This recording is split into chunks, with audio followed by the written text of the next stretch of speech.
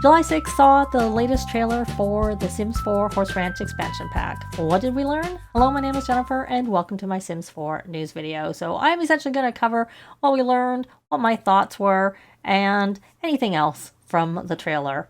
As usual, not all images appear in the game, so keep that in mind when we're looking at this trailer. And overall, I didn't actually think we learned a lot of new things. A lot of what they said were already in the blog post or in the Behind the Sims. But we did see a little bit more of the world, and we did learn a little bit about some of the townies that come with the world, including this one right here. She is Sienna. She's a horse trainer and owner of the equestrian center in town, where all competitions like barrel racing and jumping take place, which we already knew that was a thing from the blog post. The picture of her did show some plaques, so that looks like what you're going to win. That would not have been in the what they show as the CAS build buy items. And we also learned about essentially the temperaments and that the horses can have different personalities. But we had also learned that already in the Behind the Sims. You know, that particular one was a little bit temperamental, and some can be friendly and patient like her horse. I don't know that she's actually coming with the pack. It might be like some of them where the sim in the trailer doesn't come with the pack and instead is someone shared. Of course, they mentioned that horses take a lot of space. Not a big surprise there. And that they're a lot of work, which they also mention in the blog post. And they talked about how building a relationship with the horses will help make it easier to train with them. Again, something that was mentioned. One thing they did say is that the foals can inherit personalities from the parents. So that was something that was new. They also mentioned that you'll see horses pretty much everywhere. I'm assuming that's in that world. Long rides out in the park and through town. So that is also something that is a little bit of new, and just in general, they re-emphasize the amount of work. The little sheep there is kind of cute, and I'm wondering if that's new or just gameplay trailer magic. And of course, they did go into a little bit of detail on the ranch hand. Again, manure makes fertilizer. Hopefully that actually works. You know, there's an issue with I think the dog poop, which is supposed to be fertilizer, doesn't work either. So the ranch hands will look after the animals and your nectar plants. So I kind of wonder if that just means they'll just look after your garden in general. And you hire the ranch hands from the community board in town, which I had noticed that in the community board itself when I was looking through the items.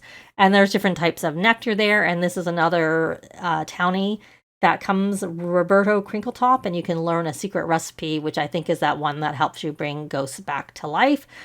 He does not have a place where he lives. It comes out of nowhere. So that's, at least that means he's not taking any space in town. And then of course they show the mini animals, and then the fact that the horses, like, they need like care, they need to play, they need to be trained, they need to be fed, and they need to be brushed. And of course, they end with the fact that it's out July 20th and those early things that you can get if you buy by August 31st. You don't need to pre-order. They did also mention again that you can make money from nectar making, which I'm very interested to learn more about.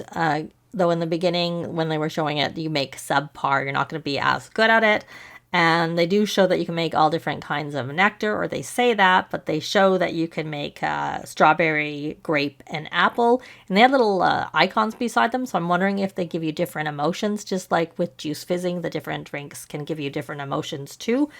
I haven't actually learned all of them, but they do when you're drinking them. And the other thing you can do from the community board that they mentioned is you can buy or adopt horses from the board. So I don't know if you can actually do it like from the phone or the computer, like you can do with like cats and dogs, or if you have to go to that community board, or maybe like Eco Lifestyle, your mailbox will work the same as the community board. So overall, I didn't actually find that we learned that much new from this trailer, nor did I actually expect that we would. What I'm waiting for is the developer live stream, which is on Friday, July 14th at 11 a.m. Pacific.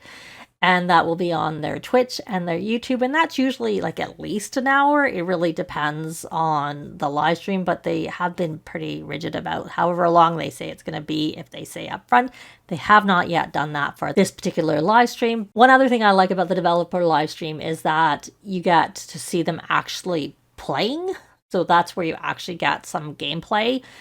information, I find, and you also get an idea if it's like really buggy. You might not see everything. Growing Together had some bugs that did not show up in the live stream, but my wedding stories, it was very obvious that that was a buggy pack right from the get-go with the live stream. So hopefully it's not that buggy and it won't be that obvious. That would be a little bit disappointing. So if you want to know what time that is going to be for you, they're currently, last I looked, it's not set up yet as a Premiere, which would be one way to tell, but there you can see what the time is in a few different time zones around the world, so you can get an idea of where it will be. But I will also link down below to a time zone converter so you can find out when that is for you, because honestly, I think that's where we're going to learn the most information.